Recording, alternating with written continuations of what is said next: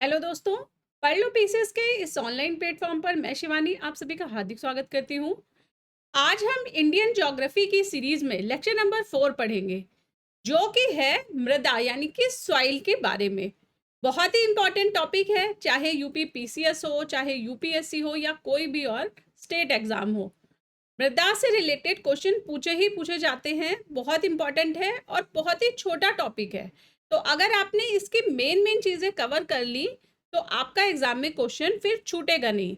और इस चैप्टर को हमें पढ़ना कैसे है, तो हमें साथ के साथ ही मैप को भी देखते हुए चलना है। जैसे कि एग्जाम में किस तरह से क्वेश्चन पूछे जाते हैं इस सब्जेक्ट्स के, तो इस सब्जेक्ट से रिलेटेड क्वेश्चन पूछे जाते हैं जैसे कि सॉइल के टाइप के बारे में, यानी कि मृदा के प्रकार के बारे में। ठीक है। दूसरी तरह का क्वेश्चन होता है कि किस क्षेत्र में एक पर्टिकुलर तरह की मिट्टी पाई जाती है, जैसे कि लाल मिट्टी है, काली मिट्टी है, तो वो कौन से क्षेत्र में पाई जाती है। ठीक है। तो दूसरी इस तरह के क्वेश्चन पूछे जाते हैं। तीसरे तरह के क्वेश्चन पूछे जाते हैं कि पर्टिकुलर सॉइल में किस न्यूट्रिएंट्स की अधिकता रहती है, किसकी कमी रहती है। ठीक है, यानी कि सॉइल के स्ट्रक्चर के बारे में क्वेश्चन पूछे जाते हैं। और कैसे क्वेश्चन आते हैं इस चैप्टर से, तो आते हैं कि किस तरह की सॉइल में कौन सी फसलें उगती हैं। ठीक है, तो वो बेस होता है कि सॉइल में कौन से न्यूट्रिएंट पाए जाते हैं या सॉइल किस प्रकृति की है। तो इस तरह के प्रमुख क्वेश्चन पूछे जाते हैं मृदा के बारे में। तो इन सभी क्वेश्चन से रिलेटेड ही सारे डायमेंशंस को हम कवर करेंगे आज के लेक्चर में। तो लेक्चर को बिल्कुल लास्ट तक देखना है और इसके साथ ही जो भी डाउट्स हो वो कमेंट बॉक्स में पूछिए, उसके आंसर किए जाएंगे। और इस क्लास में हम थ्योरी तो कवर करेंगे ही करेंगे, साथ ही मैप कवर करेंगे और साथ ही जो प्रीवियस ईयर्स के क्वेश्चन पूछे गए हैं इस चैप्टर से वो भी हम इस लेक्चर में कवर करेंगे। तो पूरा लास्ट तक लेक्चर देखिएगा। और पीसीएस का जो नया पैटर्न है, एग्जाम पैटर्न, उससे अलाइन करके ही इस लेक्चर को डिजाइन किया गया है। ठीक है, तो पूरे डिटेल्ड वे में हम कवर करेंगे आज के इस टॉपिक को।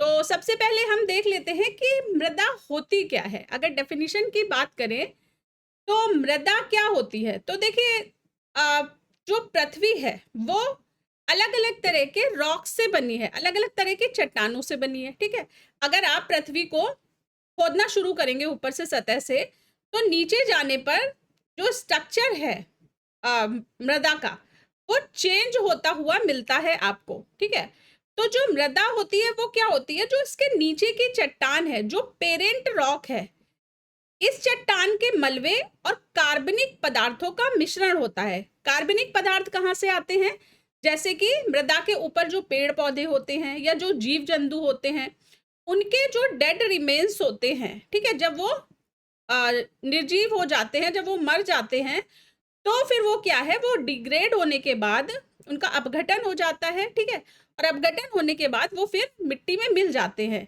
तो जो कार्बनिक पदार्थ होते हैं वो क्या होते हैं, वो मिट्टी को न्यूट्रिएंट्स प्रोवाइड कराते हैं। ठीक है, तो अगर हम बात करें कि मृदा किस तरह से बनती है, मिट्टी किस तरह से बनती है, फैक्टर्स क्या हैं मिट्टी के फॉर्मेशन के, तो इनमें से पहला फैक्टर आता है उच्चावच। ठीक है, उच्चावच यानी कि रिलीफ।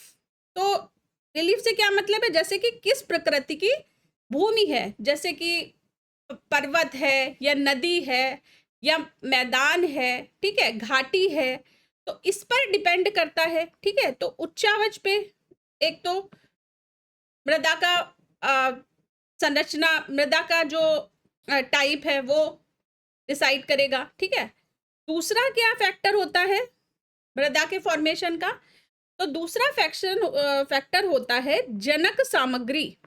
जनक सामग्री यानी कि पेरेंट मटेरियल। ये क्या होता है, तो पेरेंट मटेरियल जैसे कि मिट्टी का जो मेन सोर्स है मिट्टी के बनने का, वो क्या है, उसके नीचे की चट्टान किस तरह की है।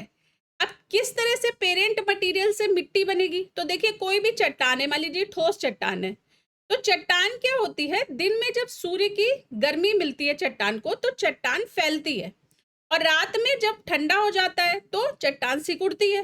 तो इस फैलने और सिकुड़ने के क्रम में क्या है कि इसमें से छोटे छोटे कण टूट टूट के निकलते रहते हैं, मतलब डिग्रेड होती रहती है जो चट्टान है, ठीक है। और कई करोड़ वर्षों के बाद, कई बहुत लंबे टाइम स्पैन के बाद क्या है कि एक तरह से ये चट्टानें टूट टूट कर इनके ऊपर मिट्टी की बहुत मोटी लेयर इकट्ठी हो गई है, ठीक है। तो जैसे कि अगर आप मिट्टी को खोदना शुरू करेंगे तो मिट्टी को खोदने पे इसमें आपको 3 लेयर मिलेंगी, ठीक है, 3 लेयर मिलती हैं। सबसे पहली जो ऊपर की लेयर है ये तो डायरेक्ट कांटेक्ट में है ऊपर के एनवायरनमेंट के, ठीक है। तो इसमें क्या रहेंगे, इसमें पेड़ पौधे, जीव जंतु, इनका डेड रिमेन्स के मिक्सचर रहेंगे, मतलब इसमें ह्यूमस की मात्रा अधिक रहेगी, ठीक है। Dead remains of plant and animal को क्या बोला जाता है, ह्यूमस बोला जाता है। तो इसमें जो ऊपर की परत रहेगी, ठीक है, फर्स्ट लेयर रहेगी, इसमें ह्यूमस कंटेंट अधिक रहेगा, ठीक है। इसके नीचे की जो लेयर रहेगी इसमें ह्यूमस कंटेंट कम हो जाएगा, और मिट्टी क्या है, मिट्टी के कण बड़े बड़े होने शुरू हो जाएंगे, ठीक है। और नीचे के जो सबसे बॉटम लेयर आएगी मिट्टी की, इसमें क्या है, इसमें एक तरह से पथरीले कंकड़ जैसे पाए जाएंगे, ठीक है। ऊपर से नीचे जाने पर मृदा का उपजाऊपन कम होता है, ये याद रखिएगा। क्यों कम होता है, क्योंकि जो मृदा की उपजाऊपन होता है वो कार्बनिक पदार्थ के कारण होता है मुख्यतः। और कार्बनिक पदार्थ कहाँ पर पाए जाते हैं, ह्यूमस कहाँ पर पाया जाता है, वो कि टॉप लेयर में पाया जाता है, ठीक है। तो ये चीज याद रखिएगा। दूसरा जनक सामग्री क्या है कि जैसे आपने देखा होगा कि नदियां बहती हैं, तो नदियां जब बहती हैं तो अपने साइड के जो पत्थर होते हैं उन पत्थरों को घिस कर रगड़ कर निकलता है पानी। तो वो रगड़ की वजह से क्या होता है, वो पत्थर टूटते रहते हैं छोटे छोटे कणों में, ठीक है। तो ये छोटे छोटे कड़ी क्या है, फिर फाइनली मिट्टी का निर्माण करते हैं, ठीक है। तो एक तरह से ये हो गया। तो पेरेंट मटेरियल पर भी डिपेंड करता है कि मिट्टी किस टाइप की बनेगी, ठीक है। तीसरा जो फैक्टर होता है सॉइल फॉर्मेशन का, तीसरा फैक्टर होता है क्लाइमेट, यानी कि जलवायु किस तरह की है उस जगह की, ठीक है। तो क्लाइमेट पर भी डिपेंड करता है कि मृदा का टाइप क्या होगा। चौथा जो है, चौथा फैक्टर है वनस्पति यानी कि वेजिटेशन, ठीक है। तो वेजिटेशन पर डिपेंड करेगा, वेजिटेशन पर डिपेंड करेगा कि इसमें न्यूट्रिएंट्स कौन कौन से पाए जाएंगे, ठीक है, कौन कौन से न्यूट्रिएंट्स मृदा में पाए जाएंगे। नेक्स्ट फैक्टर होता है मृदा फॉर्मेशन का जीव रूप, ठीक है, अन्य जीव रूप जो होते हैं, जीव रूप मतलब डेड रिमेन्स ऑफ एनिमल्स, ठीक है। और 6वें नंबर पे आएगा समय, यानी कि टाइम भी फैक्टर होता है टाइप ऑफ सॉइल का, ठीक है। तो ये कुछ फैक्टर है जो कि एक तरह से मृदा के निर्माण में अपना योगदान देते हैं। तो याद रखिएगा कौन कौन से, एक तो उच्चावच यानी कि रिलीफ, जनक सामग्री यानी कि पेरेंट मटेरियल, जलवायु यानी कि क्लाइमेट, वनस्पति वेजिटेशन, जीव रूप यानी कि ह्यूमस कंटेंट, और समय यानी कि टाइम, ठीक है। तो याद रखिएगा। नेक्स्ट हम देख लेते हैं मृदा के प्रकार कि मिट्टी कितनी तरह की होती है। अब देखिए हम पढ़ रहे हैं भारत का भूगोल, तो हम देखेंगे कि भारत में कितने तरह की मिट्टियां पाई जाती हैं। मृदा को हिंदी में और दूसरी लैंग्वेज में क्या बोलते हैं, मतलब मृदा को जो बोलचाल की भाषा है, मृदा तो बिल्कुल तत्सम रूप हो गया, तद्भव में इसको मिट्टी भी बोलते हैं, ठीक है, और इंग्लिश में सॉइल बोलते हैं। तो मैं यूजुअली जो लैंग्वेज है मिट्टी तो वही बोल रही हूँ, आप इसको अंडरस्टूड है कि वो जो मिट्टी है वो मृदा ही है, ठीक है। तो कितने तरह की मिट्टियां पाई जाती हैं भारत में, तो मुख्यतः भारत में पाई जाती है, एक तो पाई जाती है जलोढ़ मृदा, ठीक है, जलोढ़ यानी कि इसको इंग्लिश में बोलते हैं एल्यूवियल सॉइल, ठीक है। दूसरी तरह की मिट्टी पाई जाती है काली, काली मिट्टी, इसको बोलते हैं ब्लैक सॉइल, ठीक है। और कौन सी होती है, लाल मिट्टी, ठीक है, लाल मृदा पाई जाती है भारत में, यानी कि रेड सॉइल, लाल या पीली। एक ही मृदा होती है, जब लाल मिट्टी में पानी मिल जाता है तो वो पीली मिट्टी बन जाती है, ठीक है, तो रेड या येलो सॉइल हो गई। चौथे नंबर पे कौन सी आती है? मरुस्थलीय मृदा, ठीक है, जो कि डेजर्ट में पाई जाती है, बलुई टाइप की, तो ये मरुस्थलीय हो गई, ठीक है, डेजर्ट सॉइल। और कौन सी मिट्टी पाई जाती है? लेटेराइट सॉइल, ठीक है, लेटेराइट, लेटेराइट मतलब जैसे ईंट होती है ना, आपने देखा होगा घरों में, जो जब घर बनता है तो घरों की जो ईंट लगती है लाल रंग की, अगर उसको पीस दो तो वो क्या बन जाएगी? लेटेराइट मिट्टी बन जाएगी, ठीक है। और क्या होता है? और होती है पर्वतीय मृदा, ठीक है, जो माउंटेन सॉइल होती है, तो पर्वतीय मृदा, ठीक है। तो मुख्यतः इतने तरह की मिट्टी पाई जाती है भारत में, ठीक है, माउंटेन सॉइल। तो इनमें से हम एक एक करके डिटेल में पढ़ेंगे कि कौन सी मृदा किस किस मृदा का क्या स्ट्रक्चर होता है, मतलब इसमें न्यूट्रिएंट्स का क्या कंटेंट रहता है, इसके साथ ही भारत के किन भागों में ये पाई जाती हैं, और इसी के साथ ये किन फसलों के लिए उपयुक्त होती हैं, ठीक है। तो ये सभी डिटेल पढ़ेंगे।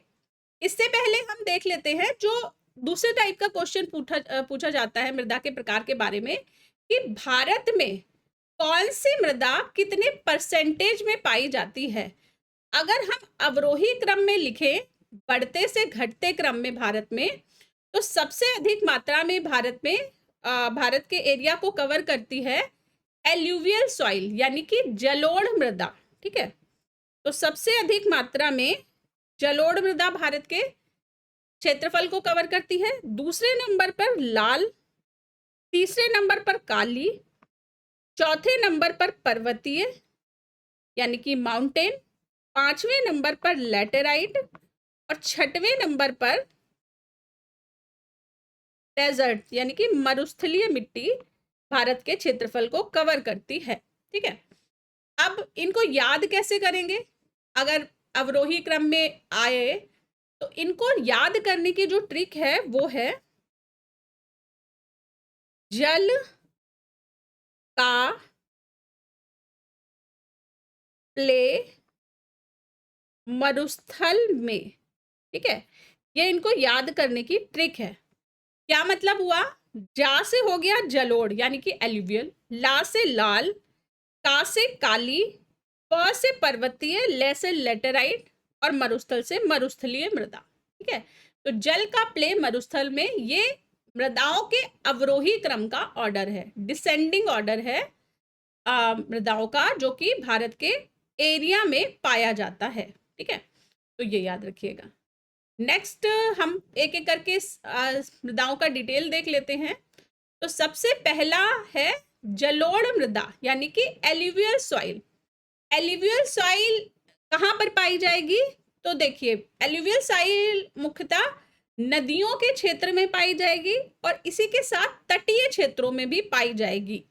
अगर भारत में एल्यूवियल सॉइल का हम एक्सपेंशन देखते हैं तो ये रीजन जो गंगा नदी द्रोणी का रीजन है, ठीक है, और इसी के साथ जो सिंधु क्षेत्र का सिंधु नदी द्रोणी है, ठीक है। तो ये जो आप एरिया देख रहे होंगे, मतलब कि उत्तर प्रदेश, पंजाब, हरियाणा, राजस्थान का पतला सा गलियारा, उसके बाद गुजरात, ठीक है। तो मुख्यतः इन रीजन में पाई जाती है और इसी के साथ ब्रह्मपुत्र नदी क्षेत्र में, कहां पर? असम में, ठीक है। तो असम के रीजन में भी ये पाई जाती है, और फिर नीचे ये वेस्ट बंगाल के रीजन में, ठीक है, वेस्ट बंगाल और उड़ीसा के रीजन में, तटीय क्षेत्रों में। इसी के साथ तटीय में देखा था, तो तटीय क्षेत्र में आप देख रहे होंगे कि इधर ये आंध्र प्रदेश के तट पर, तमिलनाडु के तट पर पाई जाती है एल्यूवियल सॉइल, ठीक है। तो ये याद रखिएगा। तो एक बार इस मैप को रिवाइज कर लीजिएगा अच्छी तरह से, जिससे कि आपको याद रखने में आसानी हो कि किन राज्यों में मुख्यतः पाई जाती है जलोढ़ मृदा, ठीक है।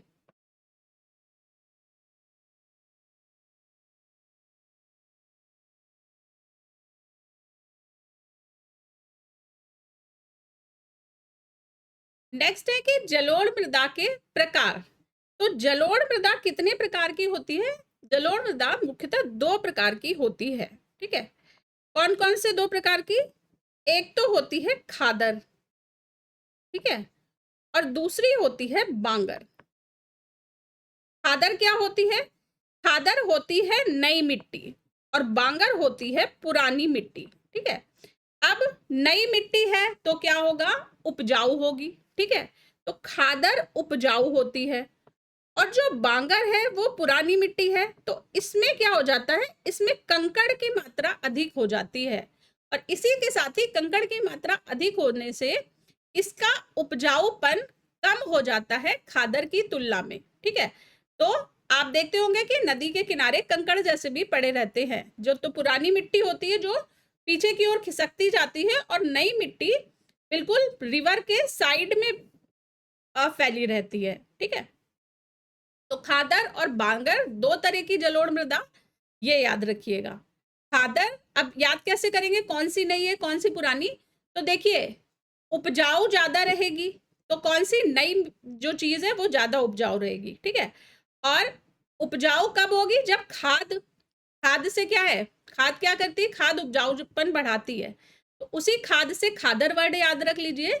और बांगर क्या होता है? बांगर मतलब बंगार, बंगार मतलब कबाड़, ठीक है।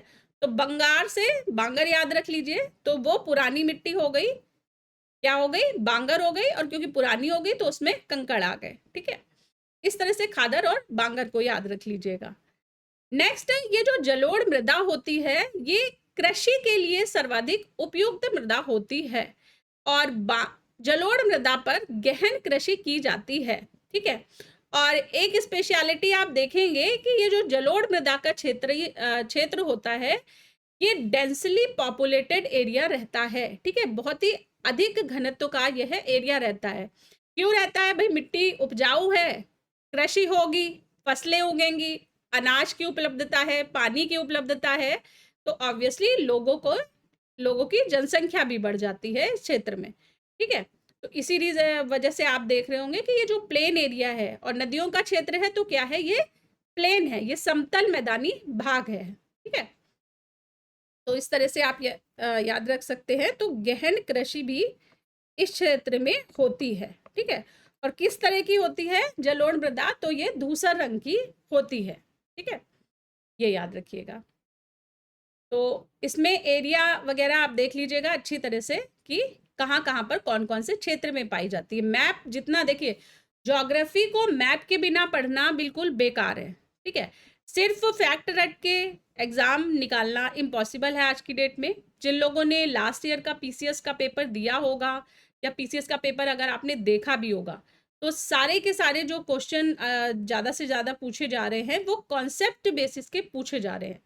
अगर आप कॉन्सेप्ट क्लियर नहीं करेंगे, अगर आप मैप नहीं देखेंगे तो बहुत ही मुश्किल हो जाएगा क्वेश्चन को अटेम्प्ट करना। तो एक बार जो भी टॉपिक पढ़ रहे हैं सिर्फ रटने से, कोई मैगजीन रटने से काम नहीं चलेगा, ठीक है। क्या करना है? डेप्थ में पढ़ना है, टेक्स्ट बुक से पढ़ना है, या जो भी फाउंडेशन कोर्स डिटेल्ड में पढ़ा रहा है डिटेल्ड वे में उसको फॉलो करना है, ठीक है।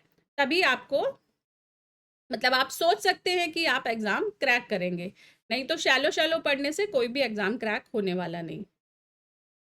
चलिए नेक्स्ट हम क्वेश्चन देख लेते हैं। तो पहला क्वेश्चन है कि भारत में सबसे अधिक उपजाऊ मृदा कौन सी है? Which is the most fertile soil in India? तो सबसे अधिक उपजाऊ कौन सी होती है? ये होती है जलोढ़ मृदा, ठीक है, एलुवियल सॉइल। नेक्स्ट क्वेश्चन है कि सूची 1 को सूची 2 से सुमेलित कीजिए और नीचे दिए गए कूट का प्रयोग करके सही उत्तर का चयन कीजिए। तो इसमें मैच कराना है कि कौन सी मिट्टी कौन से राज्य में पाई जाती है। तो जलोढ़ मृदा कहाँ पाई जाती है? मुख्यतः उत्तर प्रदेश के क्षेत्र में, ठीक है। ए का क्या हो गया? ए को 2 से मैच करा दिया, तो ए को 2 से मैच कराते ही आंसर क्या हो गया हमारा? बी हो गया, ठीक है। और बाकी की जो मृदा है उनका डिटेल अभी हम आगे देखेंगे। तो काली मृदा कहाँ पर पाई जाती है? मुख्यतः काली मृदा पाई जाती है महाराष्ट्र के क्षेत्र में, ठीक है, महाराष्ट्र और गुजरात के क्षेत्र में मुख्यतः। लाल मिट्टी पाई जाती है आंध्र प्रदेश में, और मरुस्थलीय तो गैस कर ही सकते हैं आप मरुस्थल कहाँ पे है? राजस्थान में है, तो मरुस्थली मृदा भी राजस्थान में ही पाई जाएगी। ठीक है, तो थोड़ा कॉमन सेंस भी लगाएंगे तो मैच द फॉलोइंग के क्वेश्चन अटेम्प्ट कर लिए जाते हैं। तो प्रेजेंस ऑफ माइंड भी बहुत जरूरी होता है क्वेश्चन को सॉल्व करते टाइम पे। नेक्स्ट हम देख लेते हैं काली मृदा यानी कि ब्लैक सॉइल। काली मृदा कहाँ कहाँ पर पाई जाती है भारत में? तो अगर आप काली मृदा का क्षेत्र देखेंगे तो ये एरिया है भारत के जहां पर काली मृदा मिलती है। ठीक है, काली मृदा मुख्यतः कौन सी चट्टानों से बनती है? तो ये बेसाल्ट चट्टानों से बनती है। ठीक है, और इसको अन्य कौन कौन से नामों से जाना जाता है? तो काली मृदा को ही रेगुर के नाम से भी जाना जाता है। ठीक है, ये याद रखिएगा, काली या रेगुर मृदा एक ही मृदा के दो नाम हैं। और कौन कौन से क्षेत्रों में ये भारत के मिल रही है? तो भारत के मुख्यतः आप देख रहे होंगे कि ये गुजरात के क्षेत्र में, महाराष्ट्र के क्षेत्र में, ठीक है, आंध्र प्रदेश के रीजन में, कर्नाटक के ऊपरी उत्तरी भाग में, ठीक है, इसके साथ ही मध्य प्रदेश में, राजस्थान के दक्षिणी भाग में ये मृदा पाई जाती है। और फिर कुछ छोटे छोटे पैचेस में ये आंध्र प्रदेश के निचले भाग में, कर्नाटक के निचले भाग में और तमिलनाडु के कुछ क्षेत्रों में भी पाई जाती है। ठीक है, तो ये याद रखिएगा। तो आप देख रहे होंगे कि कुछ कुछ पैचेस जो है वो दूसरे राज्यों में भी है। तो क्यों है ये? तो देखिए, पृथ्वी की जो संरचना है वो एक जैसी तो है नहीं। ऐसा तो है नहीं कि एक पर्टिकुलर एरिया तक एक तरह की चट्टान है, फिर उसके बाद दूसरी तरह की चट्टान शुरू होगी। चट्टाने जो है वो मिक्स्ड टाइप की हैं। तो जो नीचे की बॉटम चट्टान है वो डिपेंड करती है कि ऊपर की मृदा कैसी होगी। ठीक है, तो जहां जहां पर है इसका मतलब जो पेरेंट मटेरियल, पेरेंट रॉक है वो बेसाल टाइप की रॉक है इसके नीचे। ठीक है, तो ये याद रखिएगा। तो इसको भी आप अच्छी तरह से मैप को देख लीजिएगा ब्लैक सॉइल के लिए।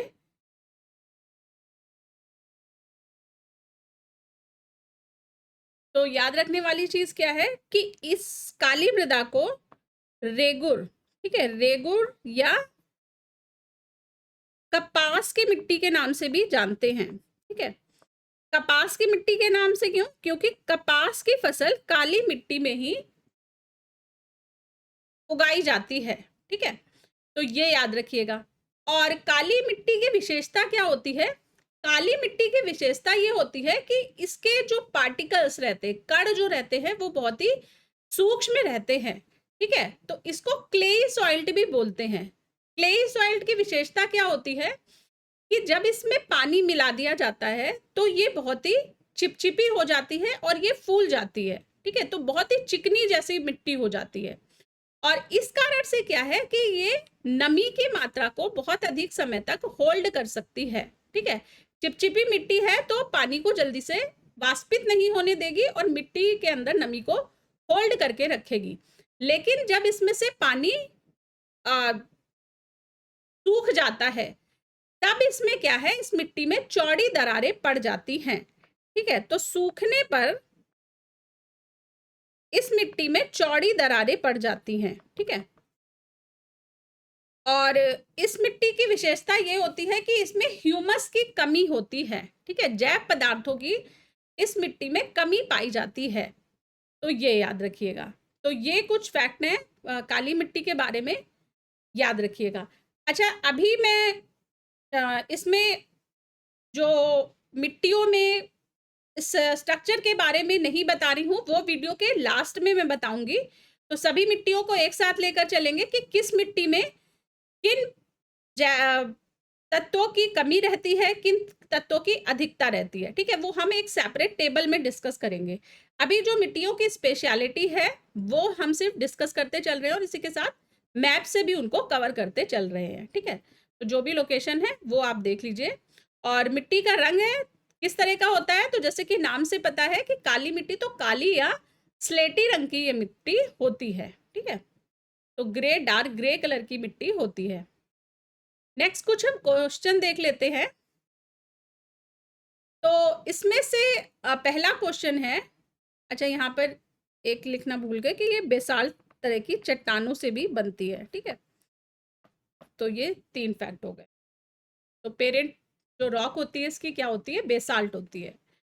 तो पहला क्वेश्चन है कि भारत की निम्न मिट्टियों में से कौन बेसाल्ट लावा के अपक्षय के कारण निर्मित हुई है? तो बेसाल्ट के अपक्षय के कारण काली मिट्टी, ठीक है, रेगुर मिट्टी। तो काली मिट्टी को दूसरे किस नाम से जानते हैं? रेगुर मिट्टी के नाम से भी जानते हैं, रेगुर सॉइल। नेक्स्ट क्वेश्चन है कि काली कपास मिट्टी निम्नलिखित में से किस नाम से भी जानी जाती है? बांगड़, खादर, भूर और रेगुर। तो रेगुर के नाम से काली मिट्टी को जाना जाता है। तो आंसर क्या हो गया? आंसर इसका डी हो गया, ठीक है। नेक्स्ट क्वेश्चन है कथन और कारण का। तो कथन है कि दक्षिणी ट्रैप की रेगर मिट्टियां काली होती हैं। तो सही है ये क्वेश्चन, जो स्टेटमेंट है ये सही है। दक्षिणी ट्रैप, डेक्कन ट्रैप की काली मिट्टी होती है रेगर, ठीक है। और इसमें कारण ये है कि उनमें ह्यूमस प्रचुर मात्रा में रहता है। तो ये इसका रीजन नहीं है, बल्कि काली मिट्टी में ह्यूमस की कमी रहती है। काला रंग क्यों होता है मिट्टी का? बेसाल्ट चट्टानों से बनने के कारण। जो बेसाल्ट चट्टान रहती हैं वो काले रंग की रहती हैं, इसलिए उनके टूटने पर जो मिट्टी बनती है वो भी काले रंग की बनती है, ठीक है। तो इसमें से कथन ए सही है, लेकिन कारण जो है इसका ये गलत है, ठीक है। इसका आंसर क्या हो गया? आंसर इसका सी हो गया। A is correct but R is wrong, ठीक है। नेक्स्ट हम देख लेते हैं। नेक्स्ट क्वेश्चन है लावा मिट्टियां पाई जाती हैं। तो लावा मिट्टियां यानी कि काली मिट्टी, ठीक है। बेसाल्ट जो होती है वो क्या होता है? लावा होता है। तो लावा मिट्टियां कहाँ पाई जाएंगी? ये पाई जाएंगी छत्तीसगढ़ मैदान में, सरयू पार मैदान में, शिलोंग के पठार में या मालवा के पठार में। तो मालवा का जो पठार है, मालवा पठार की लोकेशन जो है कहाँ पर है? ये इधर साइड में आता है, ठीक है। तो आप देख रहे होंगे कि दक्षिणी राजस्थान की साइड में या पश्चिमी मध्य प्रदेश की साइड में ये लोकेशन है, ठीक है। तो यहाँ पर कौन सी तरह की मिट्टी पाई जाती है? काली मिट्टी पाई जाती है, ठीक है, लावा मिट्टी। इसका जो आंसर हो गया वो आंसर इसका हो गया सी, ठीक है। Lava soils are found in Malwa plateau. Next question है इस मृदा को सिंचाई की कम आवश्यकता होती है क्योंकि यह नमी को रोक कर रखती है। तो कौन सी मिट्टी होती है? ये होती है काली मिट्टी, ठीक है। और सूखने पर ये क्या हो जाती है? इस मिट्टी में दरारें पड़ जाती हैं। तो ये आप फोटो देख रहे होंगे। तो जब काली मिट्टी में नमी गायब हो जाती है तो इस तरह के ये दरार युक्त जमीन दिखाई देने लगती है।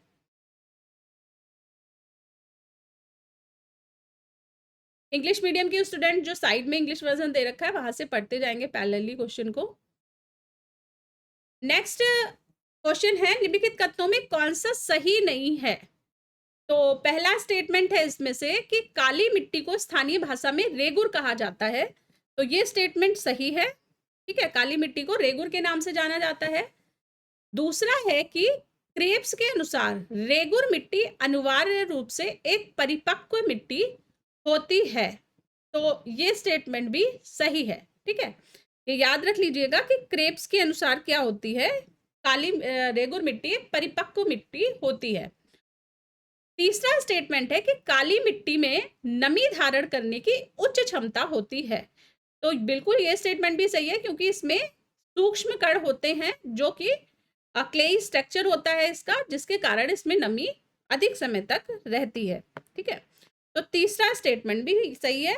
और लास्ट स्टेटमेंट है कि काली मिट्टी हिमालय क्षेत्र में पाई जाती है।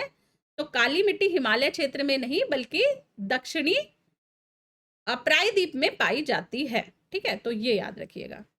तो इसमें से सही नहीं पूछ रहा था तो क्या हो गया? डी सही नहीं है, ठीक है। तो आंसर इसका क्या हो गया? डी हो गया। Black soil is found in Himalayan region. So it's not found in Himalayan region, it is found in Deccan Trap. Next हम देख लेते हैं लाल या पीली मृदा। तो लाल मिट्टी में जब पानी मिक्स हो जाता है, ठीक है, लाल मिट्टी में जब पानी मिक्स हो जाता है तो ये बन जाती है पीली मिट्टी, ठीक है। तो ये दोनों एक ही होते हैं, जो पेरेंट सॉइल रहती है वो एक ही रहती है, सिर्फ जलायोजित होने पर लाल मिट्टी पीले रंग की दिखने लगती है। और मिट्टी का जो लाल रंग होता है वो होता है इसमें आयरन की अधिकता के कारण, ठीक है, तो लौह की अधिकता रहती है इस मिट्टी में, जिसके कारण से इस मिट्टी का रंग लाल दिखाई देता है। अब लाल मिट्टी कौन कौन से क्षेत्र में पाई जाती है, तो मैप से देख लेते हैं। तो आप देख रहे होंगे कि ये आंध्र प्रदेश के बहुत बड़े क्षेत्र में पाई जा रही है, ठीक है, यानी कि दक्षिणी पठार के पूर्वी भाग में, ठीक है, दक्षिणी पठार के पूर्वी भाग में पाई जा रही है। इसी के साथ इधर देख रहे होंगे आप कर्नाटक के रीजन में, तमिलनाडु के रीजन में, ठीक है, और इसी के साथ वेस्टर्न घाट के बॉटम जो रीजन है, वेस्टर्न घाट के गिरिपद में यह मिट्टी पाई जाती है, ठीक है। तो ये जो आप देखते हैं ये यहाँ पर वेस्टर्न घाट जाता है, तो वेस्टर्न घाट के गिरिपद में, ठीक है, तो नीचे नीचे की साइड पे वेस्टर्न घाट में लाल मिट्टी पाई जाती है, ठीक है। और ये क्या होती है, इसके कण नॉर्मली रवेदार रहते हैं, ठीक है, मोटे मोटे कण रहते हैं, और यूजुअली ये मिट्टी उपजाऊ होती है और इसमें लौह तत्व की अधिकता पाई जाती है, ठीक है, ये याद रखिएगा।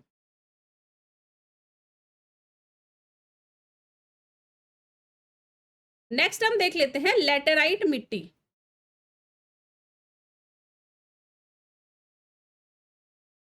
देखिए ये जो लेटेराइट शब्द है, लेटेराइट शब्द बना है लेटर से, ठीक है, लैटिन के लेटर शब्द से। लेटर का मतलब होता है ईंट, ठीक है। तो अब देखिए घर बनाने के लिए सभी ने देखी होगी कि ईंट हम यूज करते हैं, ठीक है। ईंट क्या होती है, ईंट होती है कि जब हम नॉर्मल मिट्टी को बहुत ही हाई टेम्परेचर में गर्म करते हैं, तब वो क्या होता है, वो एक तरह से सॉलिड हो जाती है और वो ईंट का स्ट्रक्चर ले लेती है, ठीक है। तो इसी तरह की ईंट की प्रकृति वाली जो मृदा होती है उसे कहा जाता है लेटेराइट सॉइल, ठीक है। लेटेराइट सॉइल की विशेषता क्या होती है कि ये जो मिट्टी होती है ये हाई टेम्परेचर यानी कि उच्च तापमान और इसी के साथ हाई रेनफॉल यानी कि उच्च वर्षा वाले क्षेत्रों में पाई जाती है, ठीक है। तो हाई टेम्परेचर और हाई रेनफॉल वाले एरियाज में पाई जाती है लेटेराइट मृदा। और इसके कारण क्या होता है कि बारिश ज्यादा हो रही, हाई रेनफॉल मतलब वर्षा ज्यादा है, बारिश ज्यादा होगी, बारिश ज्यादा होने से क्या होगा, सब कुछ धुल जाएगा ना, तो सब कुछ धुल जाएगा इसका, ठीक है। जिसमें जो जैव पदार्थ होंगे वो भी पानी के साथ बह के निकल जाएंगे। उसके बाद इसमें से जो क्या बोलते हैं, चूना और सिलिकॉन जो होंगे, ठीक है, जो लाइम होगा और सिलिकॉन होगा वो भी बह जाएगा, ठीक है। लेकिन इसमें आयरन के ऑक्साइड, एल्यूमिनियम के ऑक्साइड उपस्थित रहते हैं, ठीक है। तो ये याद रखिएगा कि ये क्या होती है, एक तो एसिडिक नेचर की मृदा होती है। इसी के साथ जब इसमें से ह्यूमस चला गया पानी के साथ तो क्या बचा, दरदरी सी एक जैसे भुरभुरी सी होती है ना, मोटे मोटे कड़ों वाली मिट्टी बच गई। अब वो मोटे मोटे कड़ों वाली मिट्टी क्या होगी, अनुपजाऊ होगी, ठीक है, क्योंकि उसमें से भारी वर्षा और भारी जो अधिक टेम्परेचर है, अधिक तापमान के कारण ह्यूमस पदार्थों की कमी हो जाएगी, ठीक है। तो इस तरह की मिट्टी जो है वो किसकी कृषि के लिए उपयुक्त होती है, लेटेराइट मिट्टी उपयुक्त होती है काजू की खेती के लिए, ठीक है। तो काजू एक प्रमुख फसल है लेटेराइट मिट्टी की, ये याद रखिएगा। और high temperature high rainfall area में मिलती है, और किन किन क्षेत्रों में मिलती है ये भी आप एक बार मैप से देख लीजिएगा, ठीक है। तो कहाँ कहाँ पर मिल रही है लेटेराइट मृदा, ये पैचेस में मिल रही है, ठीक है। राजस्थान के ये दक्षिणी भाग में मिल रही है, गुजरात के उत्तरी भाग में, इसी के साथ फिर महाराष्ट्र के दक्षिणी भाग में, ठीक है। और वेस्टर्न घाट के साइड में भी आप इसे देख सकते हैं, इसी के साथ पूर्वी तट के क्या पूर्वी घाट के जो रीजन है वहां पर भी आप इसको पैचेस में देख सकते हैं, ठीक है। तो ये लेटेराइट मिट्टी के बारे में आप याद रखिएगा फैक्ट्स। नेक्स्ट हम क्वेश्चन देख लेते हैं। क्वेश्चन है निम्नलिखित कथनों में से लेटेराइट मिट्टी के विषय में कौन सा कथन सही है, कौन सा सही है। तो यह मिट्टी उच्च तापमान और भारी वर्षा वाले क्षेत्रों में विकसित होती है, तो बिल्कुल सही है ये वाला स्टेटमेंट। और इस मिट्टी में लौह ऑक्साइड और एल्यूमिनियम की कमी पाई जाती है, तो कमी नहीं पाई जाती है, लौह ऑक्साइड और एल्यूमिनियम इसमें अधिकता पाई जाती है, ठीक है, जबकि इसमें सिलिका और लाइम की कमी पाई जाती है, ठीक है, तो ये याद रखिएगा। आंसर इसका क्या हो गया? आंसर हाँ, तो ये गलत हो गया, सॉरी, सेकंड स्टेटमेंट गलत हो गया, ठीक है, और फर्स्ट सही हो गया, तो आंसर इसका हो गया सी, केवल एक सही है, ठीक है, तो only one is correct. Next हम क्वेश्चन देख लेते हैं।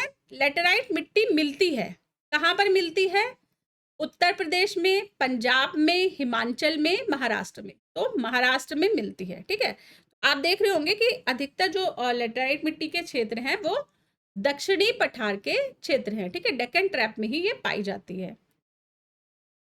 नेक्स्ट क्वेश्चन है, निम्नलिखित कथनों में से कौन लेटेराइट मिट्टियों के लिए सही नहीं है? कौन सा सही नहीं है? वे आर्द्र क्षालित प्रदेशों की मिट्टियां हैं, यानी कि they are soils of moist leached region, तो सही है, नमी वाला रहेगा, लीज्ड मतलब वर्षा वाला रहेगा, ठीक है, तो ये सही है। उसके बाद वे बहुत ही अपक्षालित मिट्टियां हैं, तो ये भी सही है, ठीक है, वर्षा के कारण क्या है, इनकी लीचिंग हो जाती है, ठीक है, और उर्वरता कम होती है, तो ऑब्वियस है कि ज्यादा पानी बरसेगा तो क्या रहेगा, उनमें से जो न्यूट्रिएंट्स है वो पानी के साथ बह जाएंगे, तो मिट्टी क्या है, अनउपजाऊ हो जाएगी। उसके बाद है कि उनमें चूना प्रचुर मात्रा में पाया जाता है, तो चूना और सिलिकन जो है वो कम मात्रा में पाया जाता है, ठीक है, तो ये गलत है स्टेटमेंट, और इसमें सही नहीं पूछ रहा था, ठीक है, तो आंसर इसका डी हो गया। आंसर क्या हो गया इसका? डी।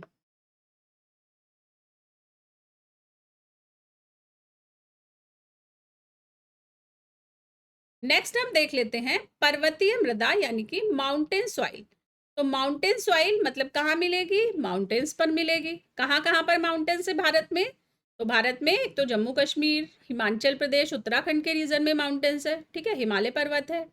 इसके साथ ही वेस्टर्न घाट है, ईस्टर्न घाट है, ठीक है, तो पूर्वी घाट और पश्चिमी घाट के रीजन में माउंटेन्स है।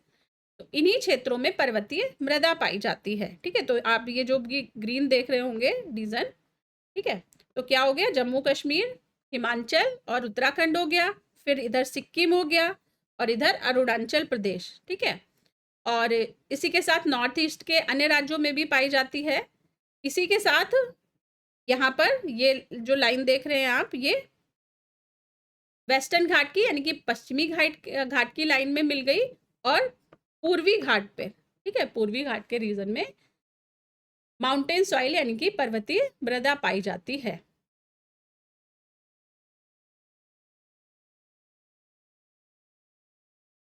पर्वतीय मृदाओं को अन्य और किस नाम से जानते हैं? तो इन्हें फॉरेस्ट सॉइल यानी कि वन मृदाओं के नाम से भी जाना जाता है, ठीक है, और यूजुअली ये मृदाएं क्या होती हैं? उपजाऊ मृदा होती हैं, ठीक है।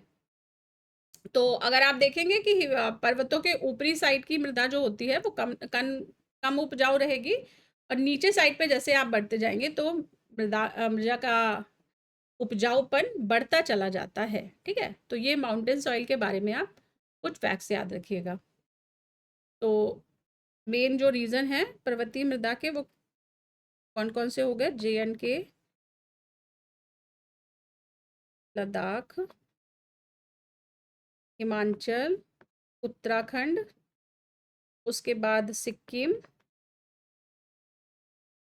उसके बाद अरुणाचल प्रदेश, शॉर्ट में लिख रही हूँ, उसके बाद वेस्टर्न घाट, और इसके बाद ईस्टर्न घाट,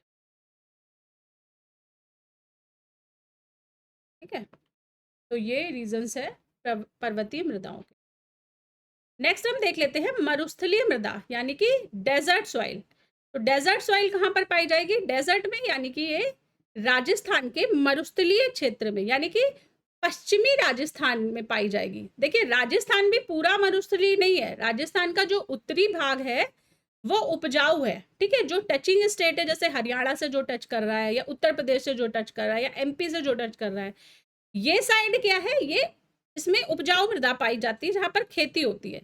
लेकिन आप जैसे जैसे पाकिस्तान बॉर्डर की तरफ बढ़ते जाएंगे, पश्चिम साइड में जैसे जैसे बढ़ते जाएंगे राजस्थान में, तो पश्चिमी भाग की जो मिट्टी है वो क्या है, वो मरुस्थलीय मृदा है।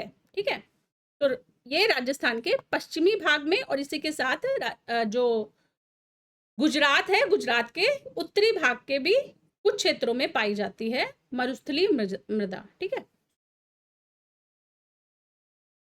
देखिए मरुस्थलीय मृदा यानी कि मरुस्थल में है ये, तो ये क्या होगा, यहाँ पर हाई टेम्परेचर होगा। ठीक है, तापमान अधिक रहता है। तापमान अधिक रहने से क्या होता है, इस तरह की मृदा में एक तो न्यूट्रिएंट्स की यानी कि पोषक तत्वों की, जैव पदार्थों की कमी हो जाएगी। ठीक है, क्योंकि टेम्परेचर अधिक रहेगा तो वहां पर वनस्पतियों और जीव जंतुओं की मात्रा भी कम होगी, तो उनके जो डेड रिमेन्स है वो भी कम हो गए। इसके कारण मिट्टी में ह्यूमस कम हो जाएगा। दूसरा क्या होगा, ह्यूमस कम होने के साथ ही पानी कम रहेगा। ठीक है, तो जल की कमी रहेगी। इस तरह की मृदा की एक स्पेशलिटी रहती है। ठीक है, जो शुष्क क्षेत्रों में, मतलब कि जैसे कि आप अगर एक्सट्रीम में चले गए तो वो तो डेजर्ट सॉइल हो गई। जैसे ये जो आप फोटो देख रहे होंगे तो बिल्कुल जो पक्का वाला मरुस्थल होता है ना, बलुई वाला, वो इसी के अगर थोड़ा अंदर साइड की उत्तर साइड में अगर आप राजस्थान में बढ़ेंगे तो शुष्क मृदा पाई जाती है। ठीक है, शुष्क मृदा क्या होगी, ना तो ये उपजाऊ होगी ना ही ये डेजर्ट होगी। ठीक है, तो उनके बीच का जहां पर कुछ फसलों की खेती संभव हो सकती है, इस तरह की जो शुष्क मृदा होती है, शुष्क मृदा की स्पेशलिटी क्या होती है कि इस मृदा के नीचे की साइड में, ठीक है, अगर आप ये यहाँ पर ये जमीन है, ठीक है, ये जमीन है, अगर आप इसमें नीचे की साइड में जाएंगे जमीन की सतह से, तो नीचे की साइड जाने पर आपको कंकड़ मिलेंगे। ठीक है, शुष्क मृदा के नीचे साइड में कंकड़ों की वजह से क्या होता है कि अगर इस मिट्टी में सिंचाई कर दी जाती है तो ये कंकड़ क्या होते हैं, एक तरह से पानी को कंटेन करके रखते हैं बॉटम में। ठीक है, तो अगर सिंचाई कर दी जाएगी इस क्षेत्र में तो फिर इस क्षेत्र के उपजाऊपन को बढ़ाया जा सकता है, क्योंकि इसके निचली सतह पर कंकड़ की लेयर होती है। ठीक है, तो मरुस्थलीय मृदा के जो उत्तरी साइड में क्या पाई जाती है, शुष्क मृदा। ठीक है, तो पश्चिम राजस्थान के पश्चिमी साइड में ही ये मृदा भी पाई जाती है। ठीक है, तो जो आप देखते होंगे कि जब हरित क्रांति हुई थी भारत में, तो उस टाइम पर हरियाणा, राजस्थान, इन क्षेत्रों में नहरों का विकास किया गया था। ठीक है, तो वो नहरों के विकास के कारण फिर इस क्षेत्र की जो उर्वरता है वो बढ़ी थी। ठीक है, तो वो किस कारण से कि पानी अगर है तो पानी के द्वारा, मतलब पहले तो पानी की अनअवेलेबिलिटी रहती है इस रीजन में, पानी की कमी है, लेकिन अगर नहरें ले आई गई, पानी उपलब्ध करा दिया गया, ऑटोमेटिकली फिर फर्टिलिटी भी बढ़ गई इन क्षेत्रों की। ठीक है, तो ये याद रखिएगा मरुस्थलीय या शुष्क मृदा के बारे में। तो पश्चिमी राजस्थान के क्षेत्र में ये मृदाएं पाई जाएंगी। ठीक है, और इन क्षेत्र इस तरह की मृदा में क्या रहेगी, ह्यूमस की मात्रा कम रहेगी। ठीक है, और रंग इनका रहता है किशमिशी कलर का, या जैसे कि आप देखते होंगे कि जो मरुस्थल का जो कलर रहता है वो वाइट कलर का, ठीक है, सिल्वर कलर का मरुस्थलीय मृदा का कलर रहता है। नेक्स्ट हम देख लेते हैं लवणीय मृदा। लवणीय मृदा मतलब जिसमें नमक है, जिस मिट्टी में, कहाँ पे नमक है, तो जहाँ पे नमक बनाया जाता है भारत में, यानी कि गुजरात के क्षेत्र में। वो दांडी यात्रा याद है ना, गांधी जी की दांडी मार्च, कहाँ पर नमक बनाया था, कमेंट बॉक्स में बताइए किसी को पता है तो। एक तो दांडी यात्रा की स्टार्टिंग डेट, एंड डेट, और किस तट पर, उस तट का नाम क्या था जहां पर गांधी जी ने नमक बनाकर नमक कानून का उल्लंघन किया था। तो लवणीय मृदा कौन से क्षेत्र में पाई जाएगी, गुजरात के क्षेत्र में। ठीक है, तो जो आप कक्ष का क्षेत्र देखते होगे, कक्ष का रण है जैसे, तो यहाँ पर मृदा में सॉल्ट कंटेंट बहुत ज्यादा रहता है, लवण की मात्रा बहुत ज्यादा रहती है। ठीक है, इसके पानी से ही क्या बनाया जाता है, यहाँ की जो मिट्टी है इससे लवण को मतलब नमक को अलग किया जाता है। तो ये याद रखिएगा कि लवणीय मृदा में क्या क्या अधिक रहेगा, सॉल्ट कंटेंट। सॉल्ट किससे बनता है, NaCl हमने पढ़ा था ना, सॉल्ट का फॉर्मूला क्या होता है, NaCl होता है। तो सॉल्ट के जो तत्व रहते हैं, सोडियम पोटेशियम आदि की अधिकता रहती है इस तरह की मृदा में। और जब सॉल्ट कम है तो फिर क्या हो जाएगा कि उपजाऊपन इस मृदा का कम हो जाएगा। ठीक है, नमक क्या करता है, नमक तो गला देता है ना चीजों को, तो आप फसल नहीं उगा सकते इस तरह की मिट्टी पे। तो ये अनुपजाऊ मृदा होती है। ठीक है, लवणी मृदा क्या होती है, अनुपजाऊ मृदा होती है। तो इस तरह की मिट्टी में सोडियम,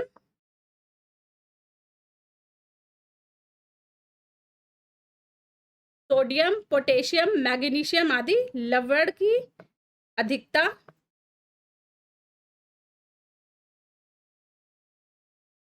देखिए, सारी चीजें मैं लिख नहीं सकती हूँ तो मैं बोल रही हूँ, तो आप अपने नोट्स वीडियो को पॉज कर लिया करिए और अपने नोट्स फिर लिख लिया करिए। ठीक है, पेपर पे हर चीज को मैं लिख नहीं सकती हूँ। ठीक है, एक्सप्लेन करती जा रही हूँ, तो एक तरह से हाथ भी चलते रहें पैरेलली और कान भी सुनते रहें, तो इस तरह से क्लास को अटेंड करिए। ये एक्चुअली फंडामेंटल बैच है, तो सारे के सारे कॉन्सेप्ट आपके क्लियर हो जाएंगे आई होप कि इस बैच से। और अगर कुछ डाउट रहता है तो फिर आप कमेंट बॉक्स में बताइए, अगर जहां तक कोशिश होगी मैं आंसर करूंगी क्वेश्चंस का। तो सोडियम, पोटेशियम, मैग्नीशियम की अधिकता होती है और इसी के साथ ये मृदा जो होती है वो अनुपजाऊ होती है। ठीक है, यानी कि इनफर्टाइल सॉइल होती है, सलाइन सॉइल। ठीक है,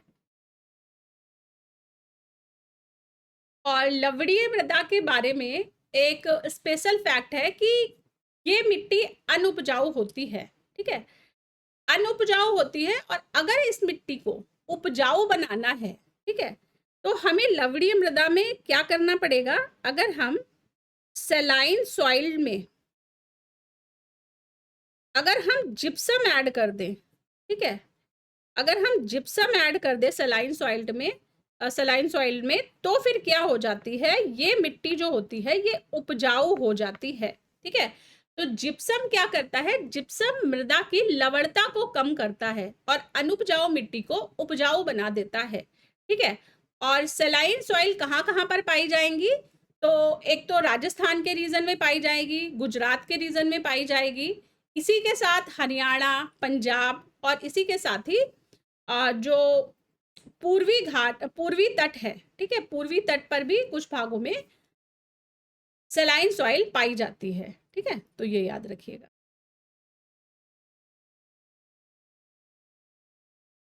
नेक्स्ट हम देख लेते हैं मृदा और पोषक तत्व। ठीक है, सॉइल और न्यूट्रिएंट्स उसके, तो ये हम एक टेबल के फॉर्मेट में लर्न करेंगे, क्योंकि जब आप एग्जाम देने जाएंगे तब भी रिवाइज करना इजी होगा। इसलिए मैंने पोषक तत्वों को मृदा के साथ कवर नहीं किया है, इसको एक सेपरेट स्लाइड में कवर कर रही हूँ, तो इससे आपको रिवाइज करने में और याद रखने में भी आसानी रहेगी। ठीक है, तो पहला जो कॉलम आएगा इसमें आएगा मृदा का प्रकार।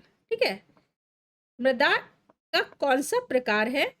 दूसरे कारण कॉलम में आएगा कि मृदा में किसकी अधिकता होती है पर्टिकुलर में, और तीसरे कॉलम में आएगा कि कमी किसकी होती है। ठीक है, तो टाइप ऑफ सॉइल, उसके बाद abundance of which nutrients and deficient in which nutrient, तो इस तरह से कॉलम के फॉर्म में हम पढ़ेंगे। तो पहली तरह की जो मृदा है वो है काली। ठीक है, काली मिट्टी हम देखेंगे, या एक मिनट, सबसे पहले हम परसेंटेज में ही लेकर चलते हैं। पहले हम ले लेते हैं जलोढ़। ठीक है, जलोढ़ मिट्टी यानी कि एल्यूवियल सॉइल। एल्यूवियल सॉइल में पोटेशियम की तो अधिकता रहती है, ठीक है, जबकि नाइट्रोजन, ऑर्गेनिक मटेरियल और फास्फोरस की कमी रहती है। ठीक है, तो नॉप की कमी शॉर्ट में कर लीजिए, नाइट्रोजन, ऑर्गेनिक मटेरियल और फास्फोरस की कमी, के यानी कि पोटेशियम की अधिकता रहती है। ठीक है, अब जो आर्ट्स के स्टूडेंट है, आई होप कि 10th तक आपने पीरियोडिक टेबल पढ़ी होगी, और ये जो सिंबल मैं लिख रही हूँ, ये सिंबल आपको पता होंगे कि के किसका सिंबल होता है, एन किसका सिंबल होता है, ओ पी, ठीक है। ओ तो खैर ऑर्गेनिक मटेरियल है और पी फॉस्फोरस का है, ठीक है। तो इस तरह से शॉर्ट फॉर्म में आप नोट्स बनाकर चलिए तो इजी रहेगा आपको रिमेंबर, मतलब लर्न करना भी और फिर एग्जाम में याद रखना भी। तो जलोढ़ में के यानी कि पोटेशियम की अधिकता और इसी के साथ नाइट्रोजन, ऑर्गेनिक कंटेंट और फास्फोरस की कमी। तो आप देखते होंगे कि जो जैसे अगर उत्तर प्रदेश के जो लोग वीडियो देख रहे हैं, कि अक्सर जो उत्तर प्रदेश में खाद यूज की जाती है वो नाइट्रोजन फास्फोरस की खाद यूज की जाती है। तो मिट्टी में हमेशा जो खाद यूज करते हैं वो कैसी खाद यूज करेंगे, जिसमें कि मतलब मिट्टी में जिस चीज की कमी है उसी को बढ़ाने के लिए तो खाद का उपयोग किया जाता है। जो न्यूट्रिएंट्स मिट्टी में कम है उसको खाद क्या करती है, उसको बढ़ा देती है। तो नाइट्रोजन फास्फोरस वाली खाद यूज की जाती है उत्तर प्रदेश के रीजन में, ठीक है। नेक्स्ट मिट्टी कौन सी आती है, नेक्स्ट आती है काली मिट्टी। काली मिट्टी मतलब ब्लैक सॉइल, ठीक है। ब्लैक सॉइल में भी क्या रहता है, नोप की तो कमी रहेगी, ठीक है, एनओपी की कमी, और इसके साथ ही इसमें अधिकता किसकी रहेगी, इसमें रहेगी लिम्का के की अधिकता, ठीक है। लिम्का के की अधिकता मतलब क्या है, लिम्का के का, लिम्का के से क्या मतलब है, लिम्का के से मतलब है एल से हो गया लाइम,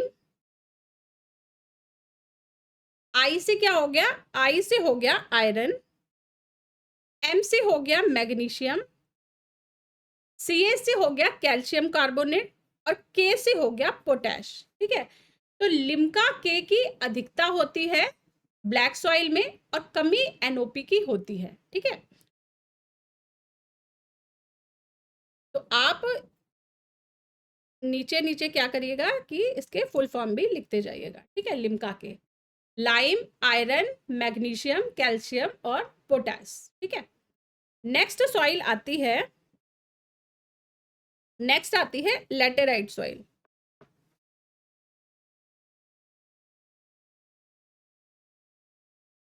लैटेराइट, ठीक है।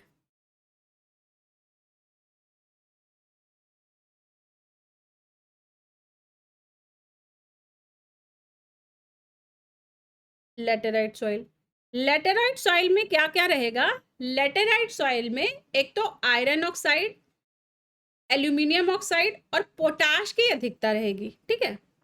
तो FeO AlO शॉर्ट में लिख रही हूँ, ठीक है, एग्जैक्ट फार्मूला नहीं होता है, सिर्फ याद रखने के लिए, ट्रिक के लिए ये यूज कर रही हूँ, और के की इसमें अधिकता रहेगी, ठीक है। और इसी के साथ ही लैटेराइट सॉइल में एनओपी की तो कमी रहेगी रहेगी, इसी के साथ सिलिका और कैल्शियम की भी कमी रहेगी, ठीक है। एनओपी और सिलिका कैल्शियम की कमी रहेगी लैटेराइट सॉइल में, ठीक है, ये याद रखिएगा। नेक्स्ट आती है लाल या पीली मिट्टी, ठीक है, लाल या पीली यानी कि रेड या येलो सॉइल आती है नेक्स्ट, ठीक है। लाल या पीली मिट्टी में लाल रंग तो आयरन की अधिकता, आयरन किसके फॉर्म में रहता है, आयरन ऑक्साइड के फॉर्म में रहता है, ठीक है। और इसी के साथ कमी किसकी रहती है, तो कमी एनओपी की रहती है, ठीक है। आप देख रहे होंगे कि लगभग हर मृदा में ही नाइट्रोजन, ऑक्सीजन और फास्फोरस की, पार्डन, नाइट्रोजन, ऑर्गेनिक मटेरियल और फास्फोरस की कमी रहती है, ठीक है। तो ये याद रखिएगा। नेक्स्ट आती है शुष्क मृदा, शुष्क, ठीक है, शुष्क या मरुस्थलीय मृदा। इसमें क्या रहता है, इसमें तो कैल्शियम की अधिकता रहती है, ठीक है, कैल्शियम की अधिकता रहती है, और इसी के साथ नाइट्रोजन, ऑर्गेनिक कंटेंट और फास्फोरस की कमी रहती है, ठीक है। नेक्स्ट लवण मृदा, लवण मृदा में सॉल्ट की अधिकता यानी कि सोडियम, पोटेशियम और मैग्नीशियम की अधिकता रहेगी, और इसी के साथ लवण मृदा में कैल्शियम और नाइट्रोजन की कमी रहेगी, ठीक है। कैल्शियम, नाइट्रोजन और ह्यूमस की कमी रहेगी, ठीक है, साथ ही ऑक्सीजन, ऑर्गेनिक कंटेंट की भी कमी रहेगी। बार बार कंफ्यूज हो रही हूँ, उससे ऑक्सीजन, ऑर्गेनिक कंटेंट, ठीक है। पीट में एक और टाइप होता है पीट में मृदा, जो कि पीट में मृदा मेनली क्या होती है कि जैसे बहुत अधिक मात्रा में वनस्पति हो जहां पर और पानी हो, ठीक है, तो एक तरह से दलदली मृदा भी जिसको आप कहते हैं। तो इस तरह की पीट में मृदा में क्या रहेगा, इसमें क्योंकि पानी और पेड़ बहुत है पानी के अंदर, तो क्या है इसमें ऑर्गेनिक मटेरियल तो ज्यादा हो ही गया, ठीक है। इसमें क्या है, इसमें ह्यूमस अधिक हो जाएगा, ठीक है, ऑर्गेनिक मैटर की इसमें अधिकता रहेगी, ठीक है। ऑर्गेनिक मैटर जो इसमें है वो 40 से 50% तक रहता है, ठीक है, ये याद रखिएगा। तो ये मुख्य मृदाएं और उनमें किस चीज की अधिकता और किस चीज की कमी पाई जाती है, ये आप इस तरह से टेबुलर फॉर्म में बनाकर याद रखिएगा, ठीक है। बहुत ही इंपॉर्टेंट है ये टेबल, इससे कई एमसीक्यू डायरेक्ट बन जाते हैं। अब एक फैक्ट है कि हम जो देखते हैं कि एक मिट्टी हम नॉर्मल मिट्टी बोलते हैं, एक मिट्टी हम बोलते हैं कि क्ले मिट्टी, ठीक है। क्ले क्ले क्यों कहा जाता है मिट्टी को, तो क्ले होने के लिए जो मिट्टी का साइज डिफाइन किया गया है कि क्ले में जो मिट्टी का कण होता है, ठीक है, क्ले मिट्टी का जो साइज होता है वो क्या रहता है, इसका डायामीटर, ठीक है। क्लेई मिट्टी का डायामीटर जो रहता है कण का वो 0.002 मिलीमीटर से कम होता है, ठीक है। और जबकि गाद या बालू जो होती है, जबकि गाद का जो डायामीटर होता है वो रहता है, गाद का रहता है 0.002 से लेकर 0.06 मिलीमीटर के बीच में, ठीक है। और बालू जो देखा होगा कि आपने घरों के बनते टाइम बालू का हम यूज करते हैं, ठीक है। तो जो बालू का कण का साइज रहता है, जो कण का डायामीटर रहता है, डायामीटर क्या होता है, जैसे कोई सर्कल होता है, ठीक है, कोई सर्कल होता है, तो इसके अंदर हम जो सबसे ज्यादा बड़ी मैक्सिमम बड़ी लाइन खींच देते हैं, ये इसका क्या होता है, ये इसका डायामीटर होता है। सर्कल का एक सेंटर होता है और सेंटर से होकर जो लाइन पास होती है दोनों कोनों को मिलाते हुए, मतलब इसके परिधि को मिलाते हुए, इसे क्या बोलते हैं, इसे डायामीटर बोलते हैं, ठीक है, व्यास बोलते हैं इसे। तो अगर कोई कण है मिट्टी का तो उसका व्यास अगर 0.002 मिलीमीटर से कम है तो उसे क्ले कहा जाएगा।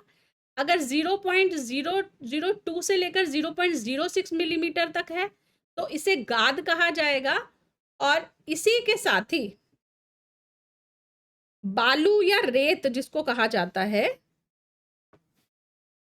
बालू या रेत के कण का व्यास रहता है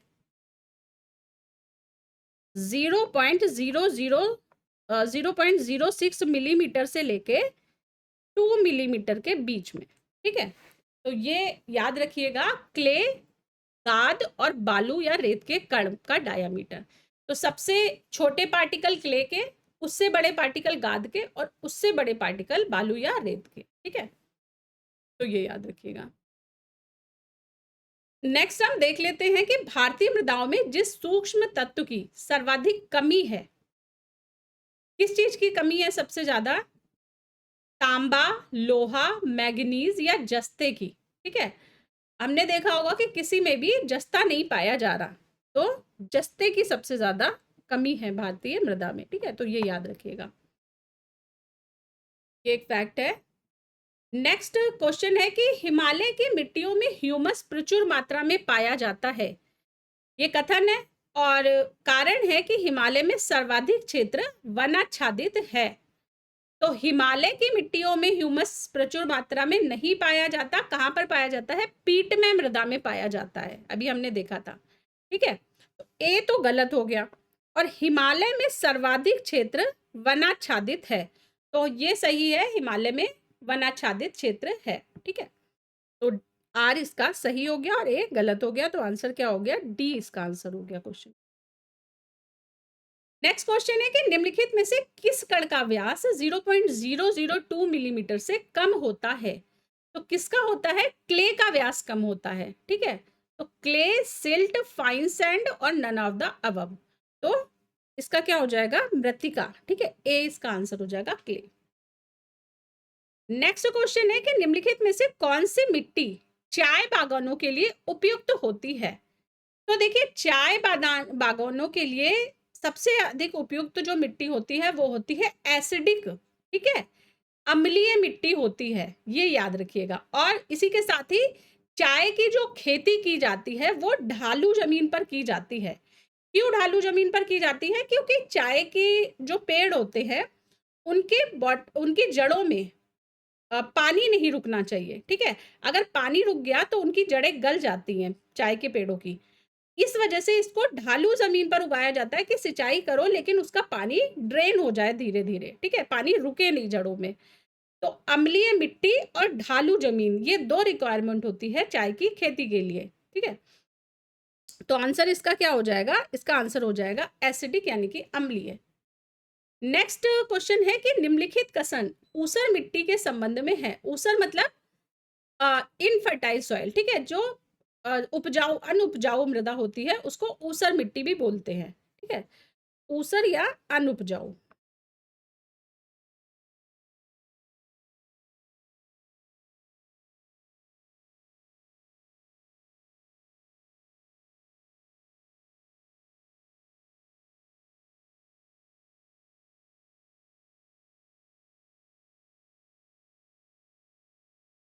तो इसमें पहला है स्टेटमेंट कि चूने का प्रयोग कर इसे सुधारा जा सकता है।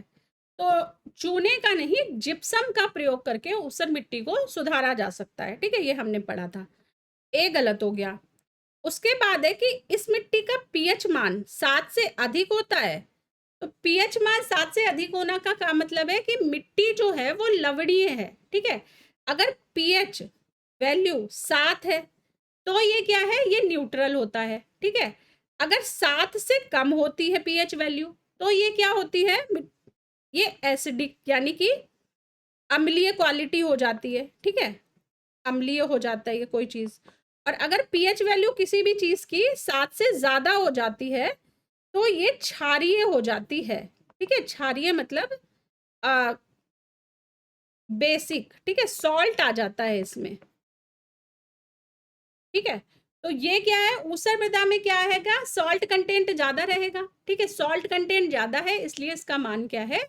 7 से ज्यादा। पीएच वैल्यू जो होती है ऊसर मिट्टी की वो 7 से ज्यादा होती है। ठीक है, तो ये क्या हो गया? स्टेटमेंट ठीक हो गया, करेक्ट हो गया। ठीक है, तो 2 इसका सही हो गया।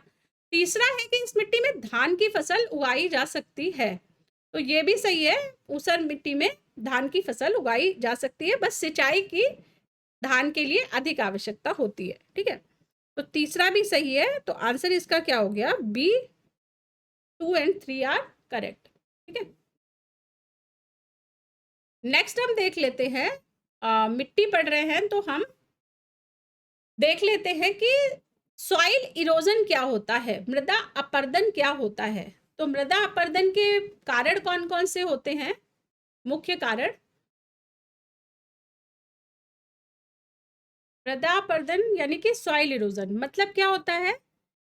मतलब होता है कि मृदा की ऊपरी जो उपजाऊ परत है उसका हट जाना क्या कहलाता है? ये मृदा अपरदन कहलाता है। ठीक है, मिट्टी की ऊपरी परत का हट जाना। अब रीजन क्या क्या होते हैं मृदा अपरदन के? तो 2 रीजन होते हैं। एक तो नेचुरल, जो प्राकृतिक कारणों से मृदा अपरदन हुआ, और दूसरा मैन मेड। ठीक है, जो मानवीय गतिविधियों की वजह से मृदा अपरदन हुआ। तो एक तो इसमें से रहेगा नेचुरल, ठीक है, प्राकृतिक कारण, और दूसरा जो रीजन रहेगा वो रहेगा ह्यूमन। ठीक है, एंथ्रोपोजेनिक आप कह लीजिए, एंथ्रोपोजेनिक। ठीक है, तो मानवीय गतिविधियों की वजह से जो अपरदन हुआ। नेचुरल में क्या रहेगा? नेचुरल में जैसे नदियों का बहाव है। ठीक है, जो पानी का बहाव है। ठीक है, नदी बह रही है, बारिश हो रही है, इसकी वजह से मिट्टी अपरदित हो रही है। तो इस तरह से क्या है कि कई तरह से मिट्टी अपर्दित होती है। जैसे आप बारिश में देखेंगे कि ज़्यादा बारिश की वजह से कई बार हमें पहाड़ों पर लैंडस्लाइड की घटनाएं भी मिलती हैं, ठीक है, भूस्खलन की घटनाएं मिलती हैं। या नदी द्रोणी जो होती है, नदी द्रोणी क्या है, अवनालिका अपर्दन भी कर देती है। जैसे कि मिट्टी के ऊपर कई आपको नालियों की तरह से मिट्टी हटी हुई दिखाई देगी। जैसे कि अगर एक रीजन है मध्य प्रदेश का चंबल रीजन, चंबल रीजन का एक बीहड़ क्षेत्र है, उसको बीहड़ बोला जाता है, चंबल का बीहड़। ये क्या है, ये अवनालिका अपर्दन का बहुत अच्छा उदाहरण है, ठीक है, चंबल का बीहड़। तो ये याद रखिएगा। तो पानी की वजह से अपर्दन हो गया। दूसरा क्या है, हवा चलती है तो हवा की वजह से भी नेचुरली अपर्दन होता है। हवा क्या है, अपने साथ मिट्टी को उड़ा ले जाती है, ठीक है, तो इससे मिट्टी की ऊपरी परत का नुकसान हो जाता है। इसके साथ ही क्या है कि जैसे बर्फ पिघलती है तो बर्फ पिघल कर नीचे आएगी पानी के फॉर्म में, तो उसके साथ ही मिट्टी भी बहकर जाएगी, ठीक है। तो आइस, बर्फ भी इसका रीजन होता है, ठीक है। तो मिट्टी, पानी, पानी, हवा, एक मिनट, मैंने 2 बार यहाँ पर लिख दिया, वाटर, एयर और आइस, ठीक है। 3 जो है मेन रीजन है नेचुरल सॉइल इरोजन के। एंथ्रोपोजेनिक में क्या होता है, एंथ्रोपोजेनिक में मतलब मानवीय क्रियाकलापों की वजह से जो सॉइल इरोजन हो रहा है, उसमें सबसे बड़ा रीजन है डिफॉरेस्टेशन का, वनों की कटाई का। देखिए, वन क्या करते हैं, पेड़ अपनी जड़ें मिट्टी में जमा कर रखते हैं, ठीक है। अगर पानी आया भी तो पेड़ों की जो जड़ें हैं और पेड़ों का जो ऊपरी भाग है, वो क्या है, वो एक अवरोधक की तरह काम करता है मिट्टी को बहने में, बहने से रोकने के लिए, ठीक है। लेकिन अगर हमने पेड़ ही काट दिए, अब क्या है, अब बिल्कुल प्लेन मिट्टी हो गई। अब तो पानी आएगा तो कोई रोकने वाला है ही नहीं, उसको पानी मिट्टी को बहा कर ले जाएगा। तो सबसे बड़ा जो रीजन है वो है डिफॉरेस्टेशन, ठीक है, वनों की कटाई बहुत बड़ा रीजन है सॉइल इरोजन का, जो कि मानवीय गतिविधियों की वजह से होता है। दूसरा जो रीजन हो गया वो है ओवर ग्रेजिंग, ठीक है। जैसे कि पशुओं का जो पशु चराई करते हैं, ठीक है, तो पशुओं की चरने की वजह से क्या है, वनस्पति का ह्रास हो जाता है और प्लेन मिट्टी बचती है, ठीक है। इसके साथ ही है एग्रीकल्चर प्रैक्टिसेस, ठीक है, जो खेती के लिए तकनीकें यूज करता है मानव, इसकी वजह से, ठीक है। तो एग्रीकल्चर की वजह से क्या करता है, वनों की कटाई करता है, और उसके बाद से फिर जो खेती करता है वो भी उपयुक्त मानकों के अनुरूप नहीं करता।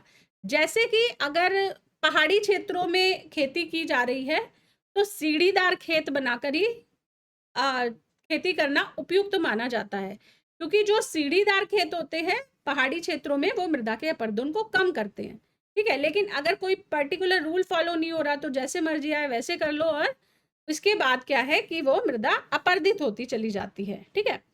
एग्रीकल्चर, अनसस्टेनेबल एग्रीकल्चर प्रैक्टिसेस आप बोल सकते हैं, एक रीजन होता है सॉइल इरोजन का, ठीक है।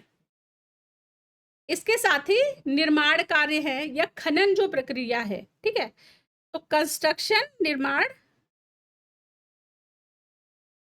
कंस्ट्रक्शन, ठीक है, या माइनिंग, ठीक है, खनन कार्य जो हैं वो भी मुख्य रीजन होते हैं सॉइल इरोजन के, ठीक है। तो ये कुछ कारण हैं प्राकृतिक और मानव निर्मित, इनको आप देख लीजिएगा एक बार। नेक्स्ट हम देख लेते हैं कि मृदा अपरदन से निपटने के उपाय क्या क्या हैं, किस तरह से सॉइल इरोजन को कम किया जा सकता है। तो सबसे पहला तो कैसे, पेड़ लगाओ, ठीक है। पेड़ लगाना देखिए बहुत तरह से हमारे लिए लाभदायक होता है। एक तो हमें पर्यावरणीय समस्याओं से, प्रदूषण को कम करने से सहायक होता है, इसी के साथ सॉइल इरोजन को भी कम करता है, ठीक है, पेड़ लगाना। इसलिए कहते हैं कि भाई पेड़ लगाओ ज़्यादा से ज़्यादा, ठीक है। तो आपके घर में भी कोई टूटा फूटा सा डब्बा भी पड़ा हो, जरूरी नहीं है कि पेड़ लगाने के लिए कोई बहुत बड़ा सेटअप चाहिए, एक नॉर्मल सा टूटा डिब्बे में भी थोड़ी सी मिट्टी डालो, थोड़े से बीज डालो, और घर में एटलीस्ट 10 पेड़ तो होने ही होने चाहिए हर घर में। तो नेक्स्ट जो मृदा अपरदन से निपटने का उपाय है वो है फॉरेस्टेशन। ठीक है, फॉरेस्टेशन यानी कि वृक्षारोपण। ठीक है, वृक्षारोपण कीजिए। इसके बाद है कि पहाड़ी क्षेत्रों पर अगर सीढ़ीदार खेत बनाकर कृषि की जाए, तो पहाड़ी क्षेत्रों पर सीढ़ीदार कृषि। ठीक है,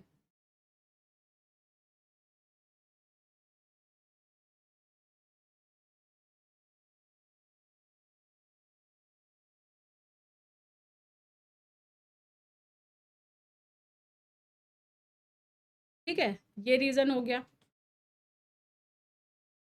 तीसरा क्या हो सकता है? तीसरा है कि जो जल की वजह से हो रहा था, तो बाढ़ नियंत्रण की अगर तकनीकें अपनाई जाएं तो भी मृदा अपरदन को रोका जा सकता है। ठीक है, तो बाढ़ नियंत्रण तकनीकों को अपनाकर रोका जा सकता है। ठीक है, तो ये कुछ तरीके हैं जिनसे कि हम मृदा अपरदन से निपट सकते हैं। ठीक है, तो ये याद रखिएगा। नेक्स्ट हम देख लेते हैं क्वेश्चंस। तो क्वेश्चन है कि भारत में निम्न में से किस क्षेत्र में मृदा अपरदन की समस्या गंभीर है? तो किस क्षेत्र में गंभीर है? पहला है मालवा पठार, दूसरा है शिवालिक पहाड़ियों के पाद क्षेत्र। ठीक है, मतलब कि फुट हिल्स ऑफ शिवालिक, जो शिवालिक रेंज है उसका नीचे का एरिया। ठीक है, दंडकारण्य या मेघालय का पठार। तो जो मृदा अपरदन की समस्या है वो कहाँ पर? पर्वतीय क्षेत्र में सबसे ज्यादा होगी ऑब्वियसली। ठीक है, तो कहाँ पर पर्वतीय क्षेत्र है? इसमें से शिवालिक पहाड़ियों के फुट हिल्स पर। ठीक है, तो बी इसका आंसर हो गया, foot hills of Shivalik. Next question है, निम्नलिखित में से भारत का कौन सा क्षेत्र मृदा अपरदन से अत्यधिक प्रभावित है? मालवा पठार, उत्तर प्रदेश तराई, आंध्र तटीय प्रदेश या चंबल की घाटी? तो चंबल की घाटी में बहुत अधिक मृदा अपरदन है। ठीक है, चंबल के बीहड़ जिसको बोलते हैं, तो ये याद रखिएगा। आंसर इसका क्या हो गया? डी हो गया। ठीक है, नेक्स्ट क्वेश्चन है कि मृदा क्षरण को रोका जा सकता है। ठीक है, सॉइल इरोजन को कैसे रोक सकते हैं? सघन वर्षा से, इंटेंसिव रेनफॉल, तो इंटेंसिव रेनफॉल से रुकेगा थोड़ी, वो तो और ज्यादा हो जाएगा। बी वन नाशन से, डिफॉरेस्टेशन से, तो ये इससे भी ज्यादा हो जाएगा। वन रोपड़ से, फॉरेस्टेशन से। ठीक है, अफॉरेस्टेशन से, तो अफॉरेस्टेशन से ज्यादा हो जाएगा। जो मृदा क्षरण है वो रुक जाएगा। ठीक है, और ओवर ग्रेजिंग यानी अतिचारण से भी मृदा अपरदन बढ़ जाएगा। ठीक है, तो एप्रोप्रिएट आंसर क्या है? सी है। बाकी सबसे क्या है? बाकी तीनों ऑप्शन से मृदा क्षरण बढ़ जाएगा। ठीक है, तो ये हो गया इसका आंसर, वन रोपड़ से।